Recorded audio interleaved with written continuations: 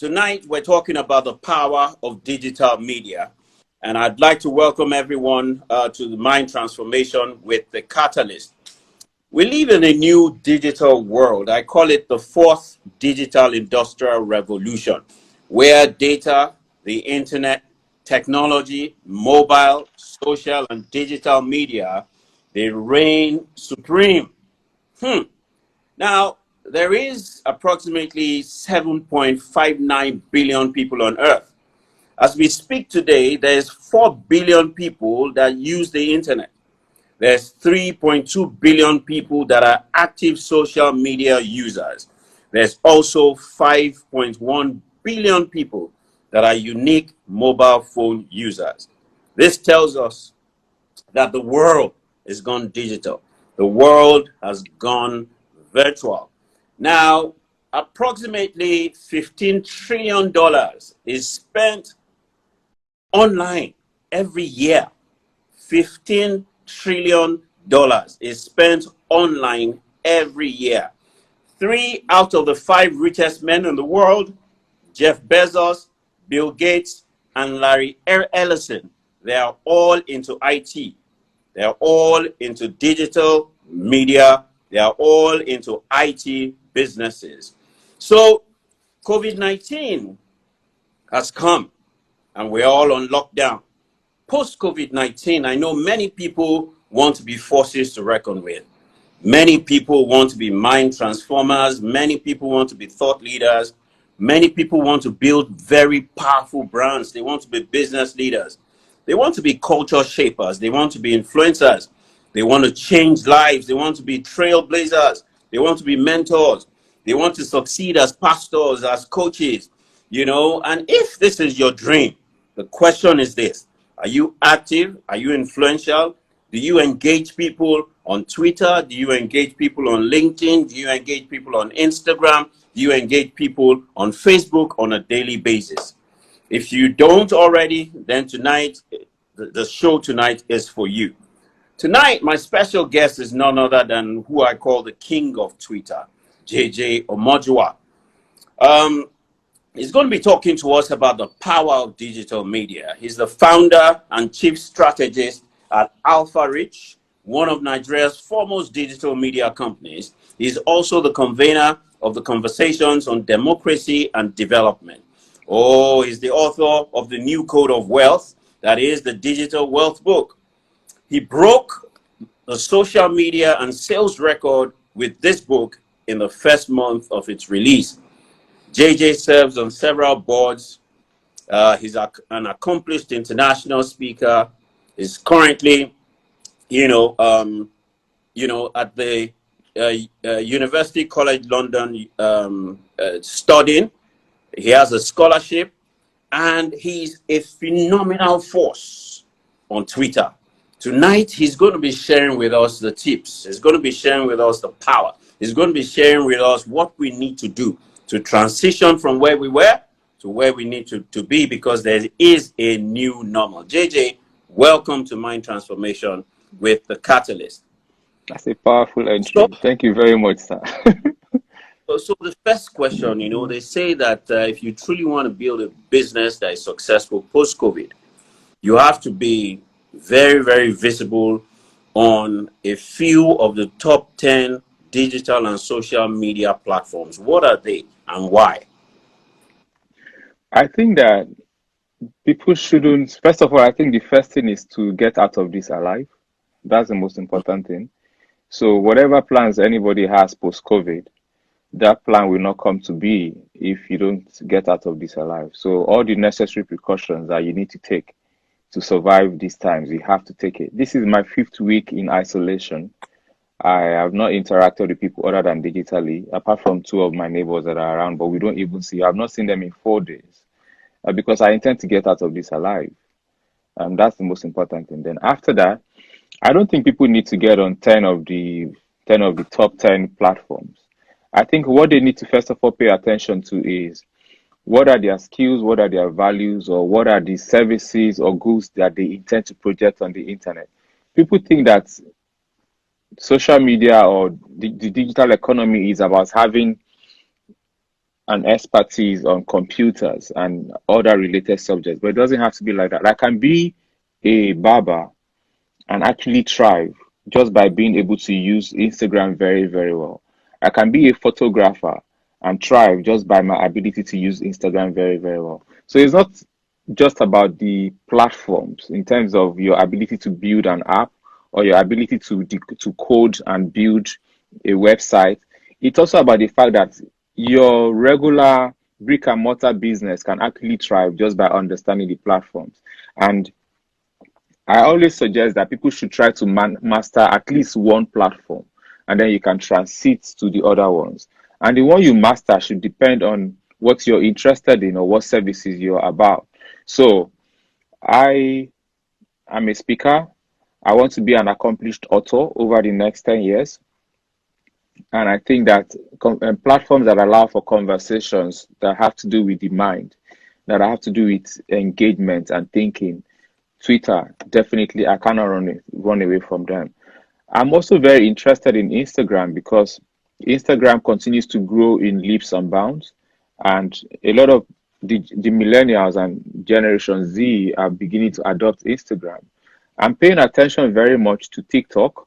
It's one of those platforms that have really, really gained prominence in this crisis. You know, when they say crises come with their own opportunities, TikTok, House Party, they really come to the fore. Zoom, they really come to the fore now. But I think in Nigeria, or should I say even in Africa, if you maintain a very, very good presence on Twitter, a very, very respectable presence on Instagram, if you're into speaking, say you're a pastor, an actor, a content creator, a very, very, very respectable, good presence on YouTube, and of course Facebook. But what I would also say is try as much as possible to have your website. But whatever you do, always understand that people don't want to click to go to your website. They want to get that offering on that social media platform. So you must look to give as much as possible on that social media platform to retain people.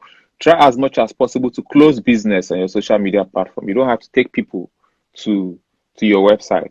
But bottom line is find a platform that you can intuitively relate to, that appeals to your energy, that appeals to your skills. If you're a good speaker, if you're very, very good to look at, yeah, you know, you're like handsome as coach and you can drop the words non-stop, then you want to combine Instagram with your Twitter because then people like to see beauty. And if you don't think you're so beautiful, thank God for makeups. You can, you know, make yourself look beautiful. I think anyone can look beautiful these days. So the idea is because what the platforms do is they project who you are. They project what you're about. So it's not as much about the platform as it is about you. So what are you coming to project? What are you coming to sell? What are you about? Once you are able to answer that question, the platform becomes the answer of what platform becomes automatic, right? So, what are the various principles that you need to follow to be able to do three things? Number one is be able to close business on social media. Secondly, to be able to make money on social media. Number three, to be able to create a very powerful brand on social media. What are the principles? So does Twitter have a different set of principles? Does Instagram have a different set of principles or fundamentals? Does, you know, Facebook have a different, you know, does LinkedIn, you know, because LinkedIn I hear is for professionals. So I'd like you to, you know, just share a few tips on four of those top platforms. So there's Twitter, there's LinkedIn, there's Instagram, and, you know, there's Facebook. So how do you know, close business? How do you make money? And how do you, you know, develop a very powerful brand? If you can just speak to it on Okay, all so those platforms. I'll speak to you. So there are general principles that apply across the board, and then maybe I'll now speak to some specifics for each platform. But there are general principles that apply across the board. Number one is originality. That applies across the board. What I see these days is that people have identified people that they want to be like, which is fine. Then what they do is they try to be exactly like that person. Nobody's going to take a knockoff when they have the original.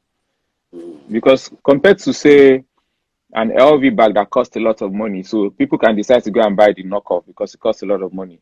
It doesn't cost me anything to access that original on Instagram, that original on Twitter. So why would I want to come to your page? Right? So it's okay to identify platforms or personalities that you want to build your brand around. But you have to also ask yourself, so what is going to differentiate you? So originality, differentiation, you cannot run away from them. People must look at you and feel like this is refreshing, even though they can see a bit of this or a bit of that with respect to your brand, whether it's a personal brand or a corporate brand. You've got to be refreshing. The reason is because we are talking hundreds of millions and billions of people on these platforms. So everybody is taking. If there was anywhere you really, really have to be yourself, these platforms are it. So generally speaking, originality has to come to the fore. I think persistence is very important. The reason for persistence is because the sheer number of content that people are dropping on these platforms, you don't want to sleep. If you sleep, people will forget you. That's the truth. If you sleep, people will forget you. So it's been very, very difficult for me to maintain a presence on the internet and also try to get my degree at the moment. But I've had to find the balance. I had to create a timetable for that. That's why I've not been doing a lot of Instagram live videos. I've turned down more than I have taken because I have to find a balance. I have to earn the degree, but at the same time, I also have to maintain my presence because no matter how excellent or how extraordinary your brand is, you will be forgotten if you disappear from that space. You will be forgotten. So you've got to retain your presence. You've got to retain your presence. You've got to find a way to continue to be around even when you don't even have time. Then talking about closing business. For those that are selling stuff on Instagram, on Twitter, try as much as possible not to have to make people come to your page to ask for the price, to your private message to ask for the price. How many people are you going to engage privately for the price? So there's nothing like send DM for price. Put the price there. Put everything that people need to know there on that page. Design your flyers and let the prices appear there. In fact, make the price so big so that people can see that this one I can afford it, and then they can decide to go ahead and buy it. If possible, put a payment platform there. Let's try as much as possible to reduce the time between when they see that product and when their money enters into your account. Because that's what business is about these days, isn't it? Before, to buy something on the internet, there was such a long channel. Now, if I want to buy a book on Amazon, in a minute, I bought everything I want to buy. And that minute is because I'm even trying to search for which one. But if I got on Amazon, knowing the book I really, really wanted to buy, I have closed the deal in 30 seconds. Why? Because I already was on the platform. They've retained my card. They've retained my address. Everything is retained. So because the idea is you want to close as many businesses as possible. So you want to reduce the time between their interest and when they finally agree to buy. That's why the idea of send me a DM and all of those, please forget it. With LinkedIn specifically, LinkedIn is about professionalism. So you're either hiring people on LinkedIn or you want to be hired on LinkedIn or you want to close some deal. I think majority of people belong to those that want to be hired on LinkedIn. If I was looking to get a job today and definitely I would be on LinkedIn, one of the things I would do is I would speak to my area of expertise. So when a CEO say and a Lanre Olusola comes looking for this a particular person for this particular job description that he has a need for in his company, when he sees my page, before we even have a conversation, I'm already speaking to what he needs. Because I have written articles about what he needs, I have short videos about what he needs, and I'm speaking to solutions that he's already looking for.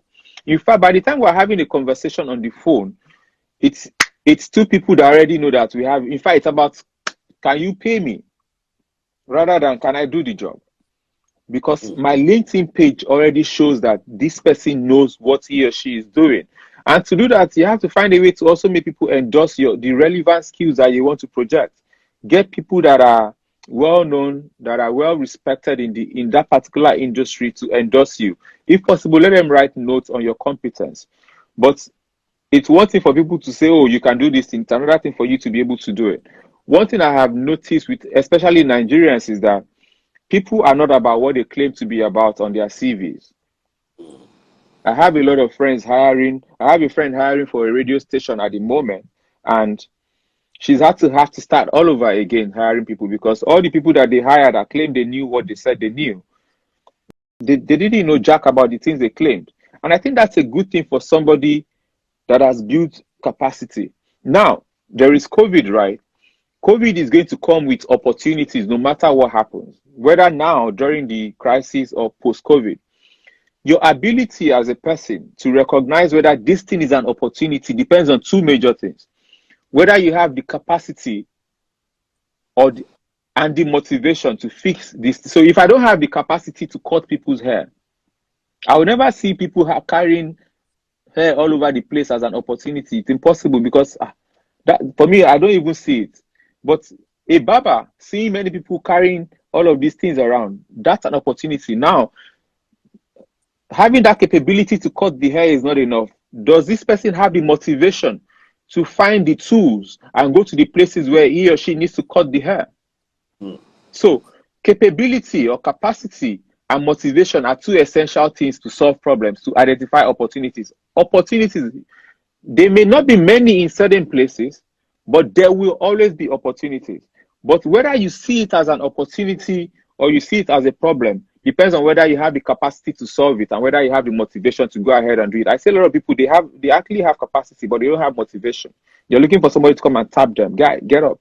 Some people don't have capacity. That one you have, there's nothing you can even do about it. So across the board, really, whether it is Twitter, whether it is Instagram, whether it is Facebook, whether it is LinkedIn, you've got to be original. I have to come to your page and see, you have to communicate what you're about, because what we have now is that everybody is trying to be everything. Everybody is trying to be somebody. There are few people that are actually intentionally chiseling out an identity for themselves. So when they say be yourself, it's not just about don't copy, it's about actually also being intentional about what you want people to perceive you as. For me, for instance, I've spent 10 years on Twitter, and I know people would say, oh my God, I don't take shit. I don't know if that's a good word to use on this platform. All right, Right. go ahead. So for every good thing you might say about me, you could also say it doesn't take shit. For me, I'm very, very intentional about communicating that idea. And the reason is because I know that people in my position are often people that, they try to make everybody happy and look like they don't get pissed off and stuff. I'm sorry, I'm not about that life. I came to relate to people normally, at the same time communicate my ability. But I'm also very intentional. So to the point where even those that don't like me would find it difficult saying I'm an idiot. They can call me an idiot to abuse me. They cannot call me an idiot as an adjective in the real sense. Because I have shown that I have competence in this, in this, in that. So even when people that might not like you want to talk about you, they should be able to communicate that power, that presence, that originality. So it's hard to speak to the individual platforms as to what works. I can tell you, for instance, that if you're doing anything that has to do with sound, that has to do with pictures, you've got to be on Instagram. So anything audio visual, anything that people need to see to like. So I'm selling clothes, I'm selling shoes, I'm a public speaker, I'm a pastor, I'm a photographer. Anything that has to do with pictures, that has to do with video, that has to do with sound, you've got to be on Instagram. Right. If you're doing anything that has to do with writing, and when I say you've got to be on Instagram, I'm not saying there's no law that says it shouldn't be anywhere else, but you have to identify your primary platform. My primary platform is Twitter. So yeah, I have a substantial following on Instagram. I have about 100,000 of them even on Facebook, but my primary platform is Twitter. I've tried my best to try and have a substantial. I have over 20,000 of them on LinkedIn, right? But my primary platform is Twitter. And the reason is because it's easy to hire people for the other platforms or across the platform, but people can smell when it's not you. One of the biggest reasons why Donald Trump is successful with Twitter is because it's him. It's him. And hate him or love him, it works for him. He has gone ahead of the media. He tells his own story. He shifts the story. He rejigs the story. He does the story anyhow because he has an audience and he's doing it and he's so original about it. So for me, that's what it is, to identify the specific power of the platform, really, and then decide, what am I selling? How do I continue to communicate it? And if you have the resources, invest in graphics. Very, very good pictures. I have bought things because the things, they look so good on picture. I bought shoes on Instagram just because it really came out well. I don't think I would have bought some shoes that I bought if the pictures were not good enough. For instance, take pictures on white backgrounds. So if I'm selling this book, try as much as possible to have it on a white background. If you're selling a wristwatch, try as much as possible to have it on a white background. There are certain things that are better on white background, and the reason is because with the white background, that product finds expression. And then the other thing is, especially with Instagram, let your page have an identity. So try as much as possible not to just be posting things the way they come.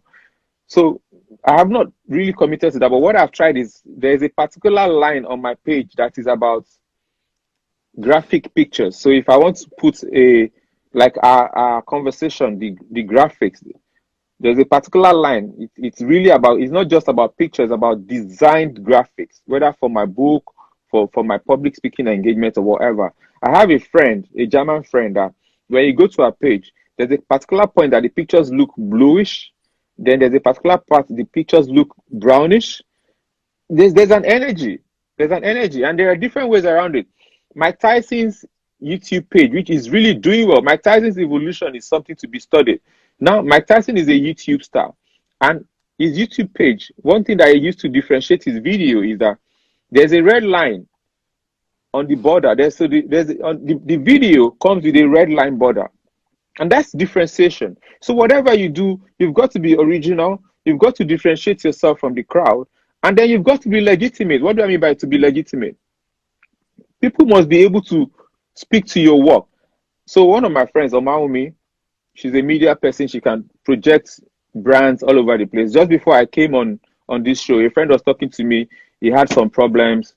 He wanted somebody to help him fix with respect to social media, Instagram and this.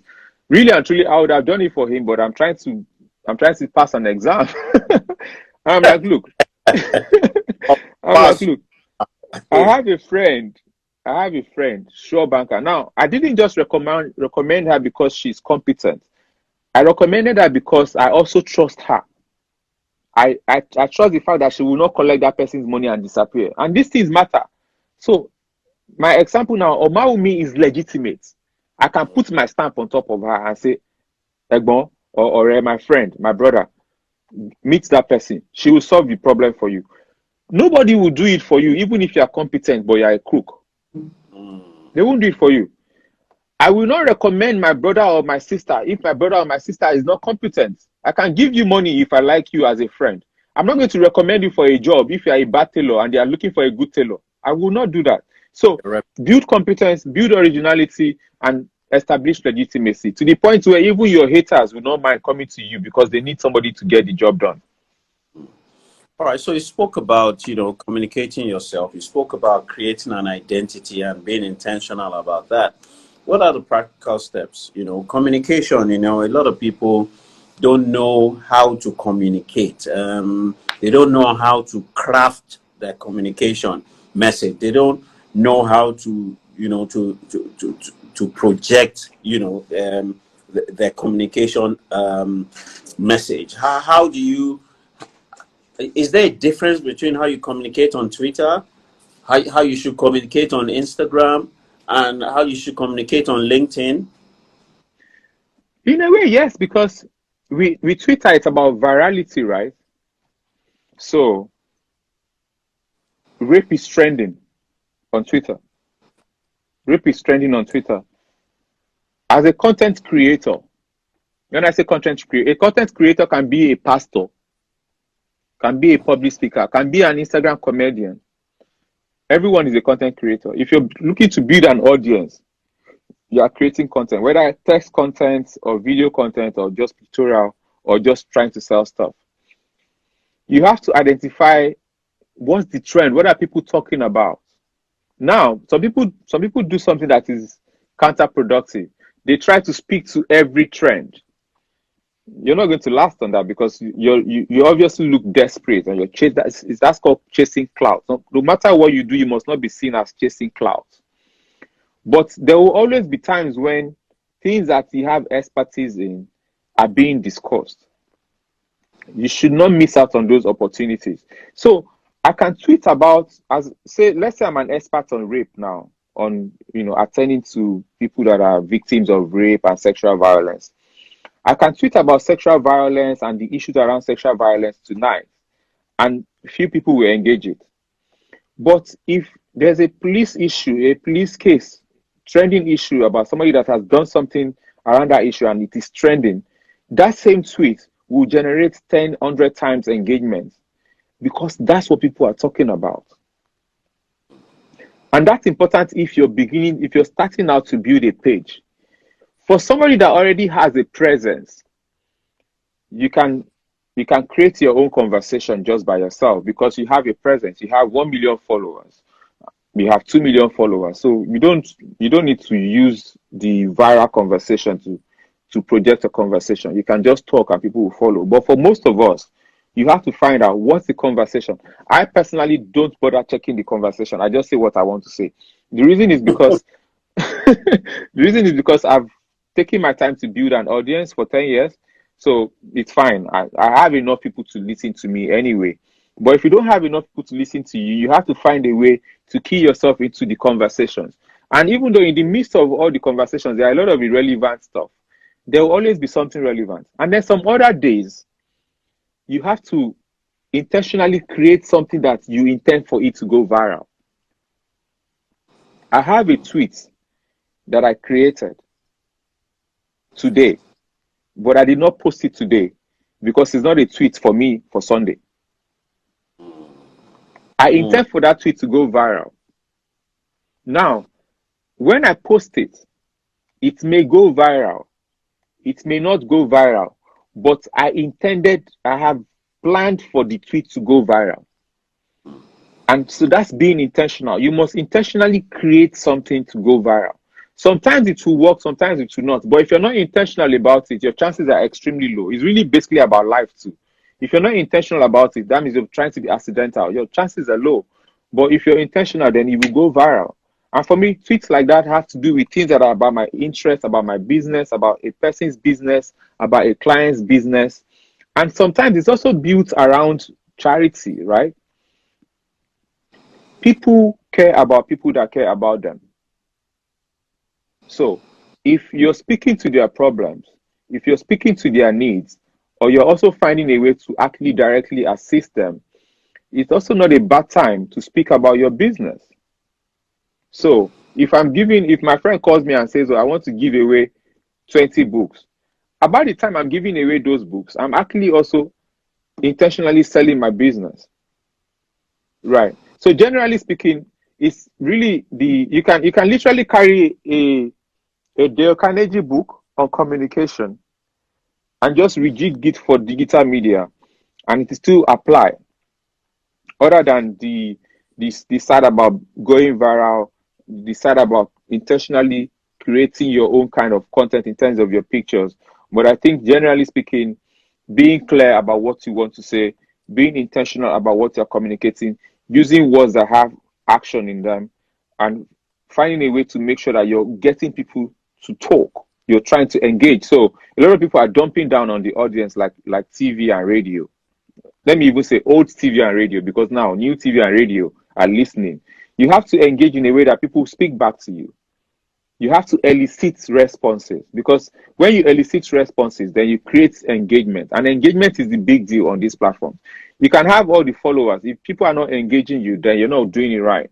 So when you're engaging, you're building a community, because ultimately it's about a community. You have to build a community. And if you're not engaging, then you're not building a community. And to engage means you have to be present. And then you have to be humble. And then you have to be such that they don't see you and think you're trying to be somebody else. For me, you cannot, if you miss anything, you cannot miss the fact that you've got to be original. And when I say original, I don't mean be yourself. Be yourself is not enough. be yourself is not enough. It's about what do I want to be perceived as? Because being yourself sometimes maybe it might be something you don't even want to be perceived as. So you must intentionally work on. I had an interview recently, right? And what I wanted to communicate in that interview was my calm. I was the host. I wanted to communicate my calm. Why? Because I realized that I was going to be engaging someone that would be calm because of his previous interviews. And I realized that I had to be calm. Now, I'm not a calm person by nature, but I have the capacity for calmness. So in that moment, what I wanted to communicate was calm. And what happened after the interview, I got a lot of messages. I was like, come and teach me Zen. Come and teach me how to be as calm as you. Job done. Job done. So when people say be yourself, it's not every time that you communicate the conventional you. There might be times that you have to call out for something that is inside you that needs to be projected at that point in time. And that's what social media calls for. And it takes being intentional to see all that. And it applies across all the platforms. So I know that big brands, look out for people on social media. What are the kinds of things that big brands are looking out for? I know that at some point they used to look at for numbers of followers, but you're speaking about a new norm, which is the kinds of engagements that you have and the kinds of community that you have created. So what are big brands looking out for now? And what do you need to do, to position your brand for those big brands to seek you out? You've actually used the words, right? You've said engagement, you've said community. So I just add the fact that unlike before, when you needed a lot of followers to earn money from the brands, Chanel, the real Chanel, not the subsidiaries, the real Chanel, the real, is it Chloe? Is it this beauty brand? Because I Yeah. did some research around them I consulted for a friend in the UK and I had to study. And I realized that they've paid people with 1,000 followers to project stuff for them. 1,000 followers, 2,000 followers. They are called nano influencers.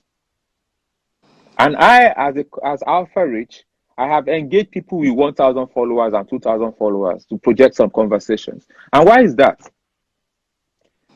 With 500,000 followers, with 200,000 followers, with 300,000 followers, those kind of people, they have established the fact that they collect money from brands to say stuff. So, and a lot of them are not even smart about it. They do it every time, every day. So they are commercial. They are no longer organic. They have become an advertising board. And nobody goes on TV to watch an advertising board except you're interested in advertising. The average person does not go on TV to be watching advertising from morning till night. Nobody wants to do that. So a lot of these supposedly big influencers, they've done a lot of harm to their brand by repeatedly selling. So what now happens is that their believability and selling is about believability. Influencing is about believability. If I'm trying to sell something and people don't believe it, then there's no point. So their believability has reduced. So what brands are looking for? They are looking for people that have such a high believability. And what more can be than somebody with just 2,000 followers that does not look like they earn money, that are just saying, oh my God, I just love this healthcare product, or I don't know what they call this, my Mary Kay, whatever, my mark or it looks so natural, it looks so organic, it looks so real, but you cannot do that if you do not have a community. So communities don't have to be 1 million followers. They don't have to be 500,000 followers. You just need people to know that, one, this is who you are. When they talk about this particular thing, you speak about it. I have friends that have 5,000 followers on Twitter, but when they speak on certain things, people gravitate, the people interested in those kind of conversations gravitate towards those areas. I'd rather pay that person to help me sell something with respect to that industry than pay somebody with 5 million followers, because I don't want to throw my money away. Not to forget the fact that person is even going to be far more expensive. And Building a community comes with engagement. And it also helps to, when you come to your followers, you don't necessarily have to give them cash as giveaway, but find a way to make them have access to opportunities. So you are the one telling them about something that some brand is giving out free of charge. You're the one telling them about some opportunity to learn something free of charge or at a lower cost. You're the one telling them about some seminar that is happening in their city. You're the one projecting opportunities for them that also align to the things you're doing. So you're not just throwing everything out there. It aligns. So anytime they need a solution or they want to solve a problem in that thing, they think about you before they think about anyone else. Before you know it, they want to buy things from you that you're not even selling. Before you know it, if you're interested, you don't even have to have a stock, but you're selling. You become a middleman or a middlewoman just because you built trust in that industry. So you can advise and say, this particular phone is not a good idea, or this particular makeup brand is not a good idea, or this particular shoe brand is not a good idea. You cannot say that if people have not followed it to a point where they believe what to say. And I think it takes consistency, it takes being intentional, it takes asking yourself, what is going to differentiate me? Because a lot of these industries, there are people that have already established their hegemony. They've become the force in these spaces. But every space has gaps, especially because when people build a following or a brand to a certain point, they start to feel very comfortable and they get carried away. That's where a Sashino Peters can go and remix the sound and give you Afro Juju, and then everybody goes from dancing like this and everybody's shaking really, really fast. And then that same Sashino Peters forgets what he did and then he gets carried away. And then some other guys come and say, we're going to Afro hip hop it. And then they switch the sound. I've been reading a lot about music, and what I found is that it's exactly how it works generally, right? Somebody changes the sound, and then all of a sudden, somebody that was being listened to before, they are still doing the sound, but people are not listening because people have moved on to another sound. And then the smart ones make sure that even though they did not create the sound, they quickly jump on that sound so that they don't get left behind. But the ones that actually win more often than not are the ones that actually go ahead to create that sound. And that's how it should happen in the space. Like, if you get carried away, then you disappear. If you're starting out, identify the gaps in all these different places. What makes you different? What's your strength? Are you a better speaker? If you're a better speaker, then play to your ability to speak. Are you a better writer? If you're a better writer, play to your ability to write. Are you really and truly more handsome or more beautiful than them? Then, if you are that person, play to your ability to be seen. I'll be the last person to say, how can you be using beauty?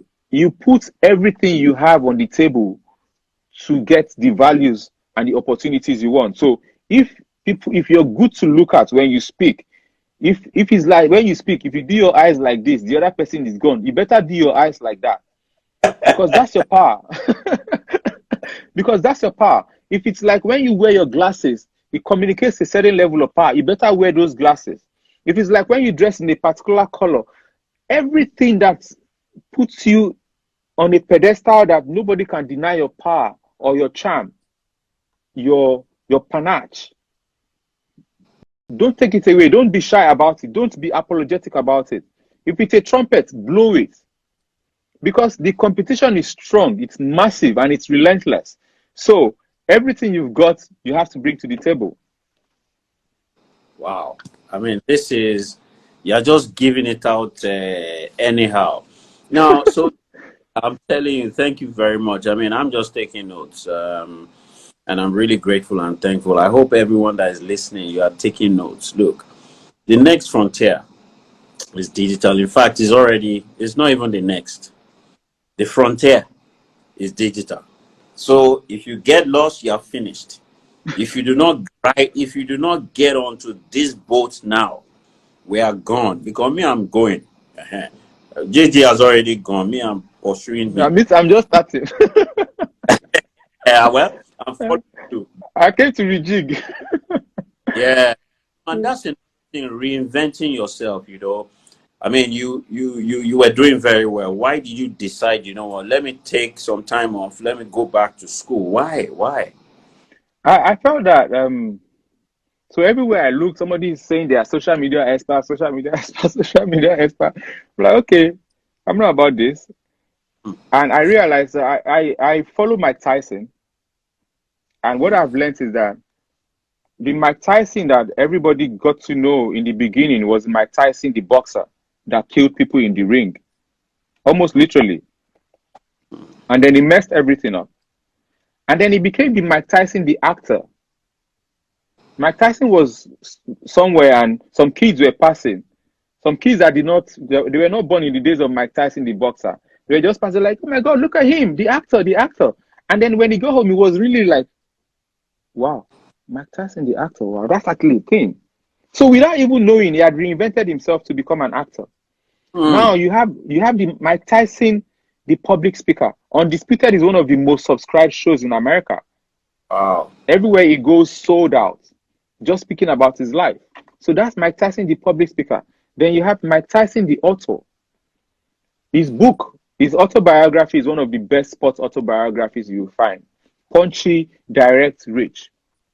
And he speaks to the craft and he speaks to the game. And then he speaks very, very, very humbly about his errors and his mistakes. And now you have Mike Tyson, the video vixen. You have Mike Tyson, the Instagram star. His YouTube videos are commanding 5 million views. That doesn't sound like a big deal, but this guy was a superstar in the 80s and early 90s. This is 20, 30 years after. So looking at what this person has done, and a lot of people like him, I realized that you can be called the lion or the king of. It's interesting. I also took time to study Kim Kardashian, but I'm not going to delve into that. I realized that you've got to layer your personality and your brand.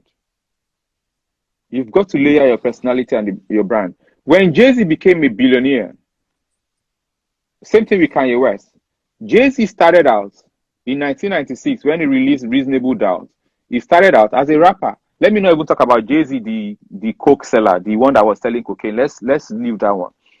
He released his first album, Reasonable Doubt, 96. So officially, he came out to America's consciousness, number 22 on Billboard charts.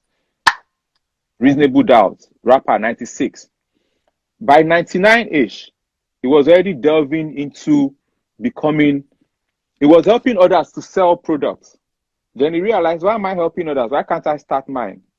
Then he became the designer. The same thing with Puff Daddy. When you look at the valuation of his $1 billion, music was like $70 million. Can you imagine? That's 7%. The thing that was supposed to be him in the beginning was 7%. Right? Then his art collections, his business empire, everything was the $900 million. Can you imagine if he just stuck to being, I am the rapper.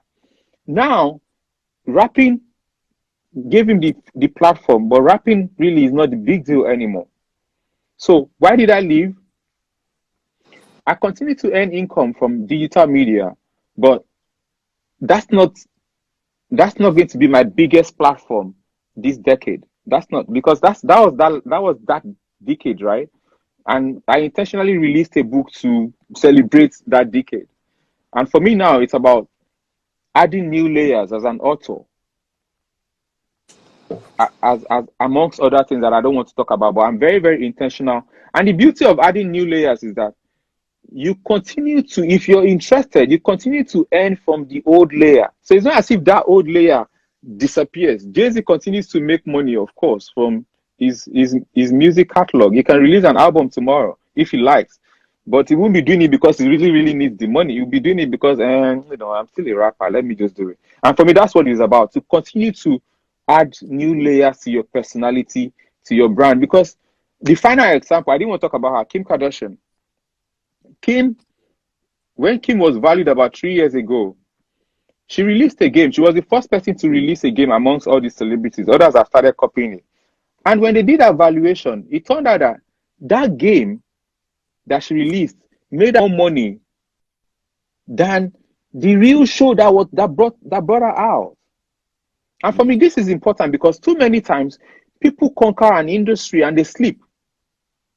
When I say they sleep, they continue to play in that industry and they start to act like there is no other ocean to fish from. And for me, I don't want to be that person. I want to explore and keep exploring. And the beauty is nobody's going to take your influence away from the other platforms. What matters is to make sure that, like the kings of Rome and the Napoleons and all these great warriors, what I learned from these warriors was that the smart ones, when they conquer a new territory, before they go conquer another territory, they make sure they hold the conquered territory. The foolish ones conquer a territory, then they keep moving. They don't hold this territory. Then they get conquered back home, and then they get conquered on the other side, and then they disappear. So the idea is to continue to establish your hold on wherever you hold, and then to continue to spread your dominance all around. And to do that, it means you have to start identifying other people to hold the ground, build other people, like how Don Jazzy is intentionally building artists in its industry. He's intentionally building producers. He doesn't have to produce, he doesn't have to sing, but he continues to be a force in that space. And I think that's what should happen. But again, I think most people that are listening are beginners. So for them, it's about starting out. But always have it at the back of your mind that you must continue to express yourself, you must continue to expand. And for me also, I also try to test how, if I went on exile, say I joined politics and I had to run away from Nigeria, if I went on exile, how would it be? I didn't want to go on exile to find out. So this is like a self-exile for me, 1 year out of Nigeria. This is profound, you know. So you know, one of the things that I do very well is to study patterns. And it seems like, you know, 10 years ago you got onto you got onto the boat of social media. And in 10 years you built a brand, and now you're taking a time out because you're looking at the next 10 years. So you talked about next decade. And, you know, so that means that in the last 10 years, you had a vision, you had a mission, you had a plan. And so you wrote a book to wrap up that decade, and then you consolidated that, you marked it in terms of substance wise so that you can advance for the next 10 years. What is the role of foresight? What is the role of vision? What is the role of mission in what anybody does and in success? You know, and how do you develop this capacity, you know, for foresight? Why 10 years? Why not 1 year? Why not 2 years? Why 10 years? Interestingly, it's not 10 years for me. It's not even 5 years. In 2009, I had a 10-year plan for 2019 that I wanted to be this person, to do this and do that by 2019. In 2009, I was a uni then. By 2013, the internet fast tracks everything. The things I wanted to achieve in 2019, I was on Excellence in Leadership Conference in 2013, 7 years ago. Sometimes when I sit down and I think about, like, what did that happen? So my fear about building 10-year plans is that no matter how big I have built my plan as a person, God has always done something bigger. And that's the truth. And I'm not trying to preach. I'm not speaking about life. I'm speaking about my life. Now, me. I've always dreamt big, but it just happens that God has always done something bigger.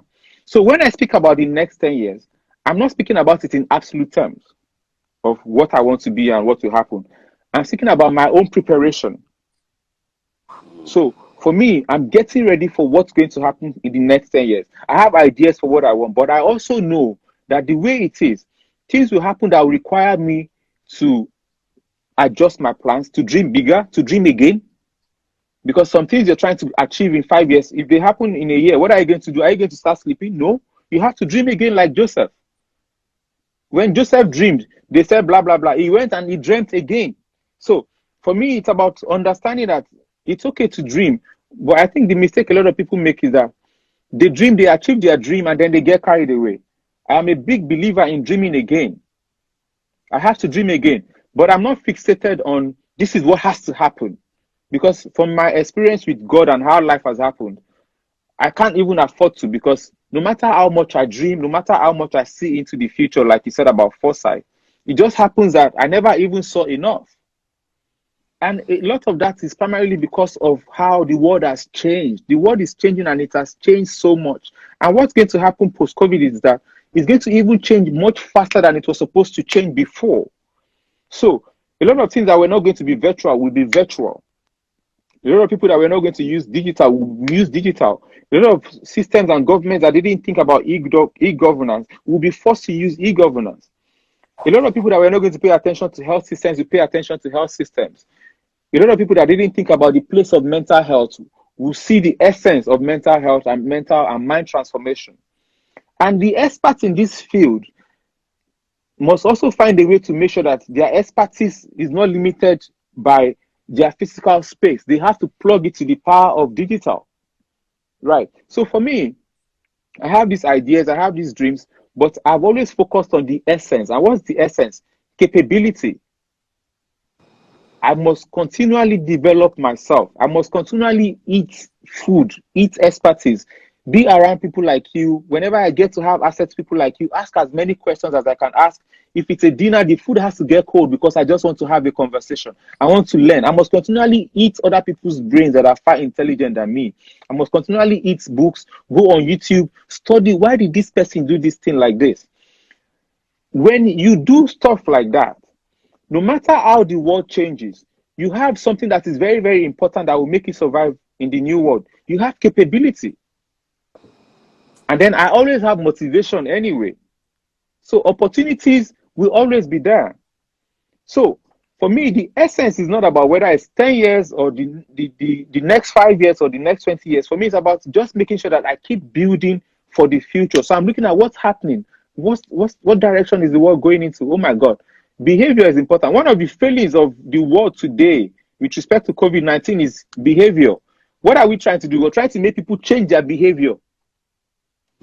Don't do this or do this. That's what we're trying to do. That's the course I'm doing.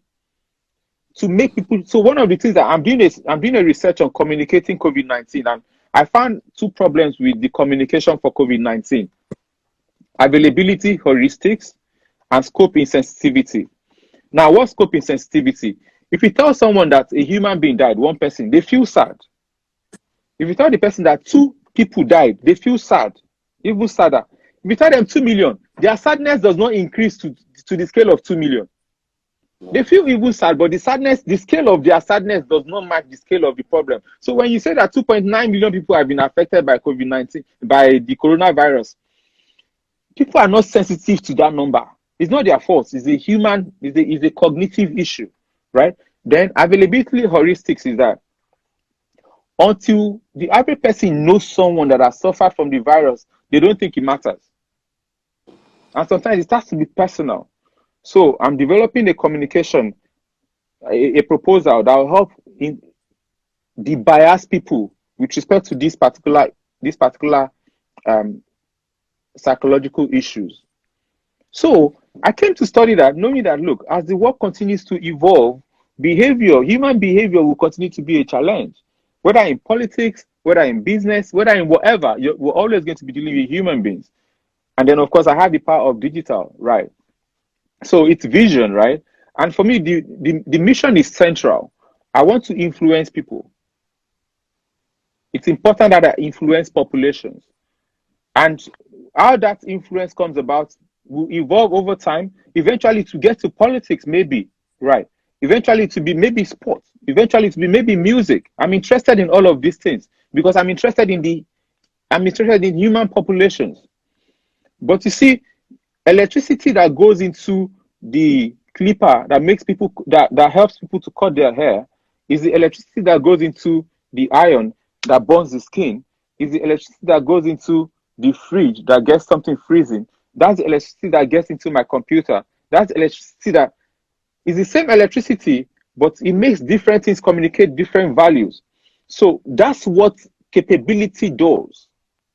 When you develop capacity intentionally about different industries, you won't find a problem evolving no matter what comes. I'm not afraid of what's coming after COVID-19 because I'm pumping up on the energy of knowledge, of understanding what can we do differently, what can we do better. And I'm very, very intentional about it. So for me, like, I think one thing that happens is that we always use words and people get confused by the words. When you say, what's your vision? What's your mission? I feel like people want to know the nitty gritty.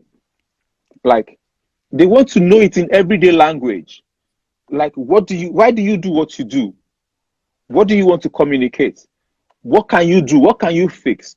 If this industry dies today, if they say no aviation, nobody should fly again because the planet is going to finish, everybody should go by train, and you are in aviation, what kind of skill are you going to translate to another industry?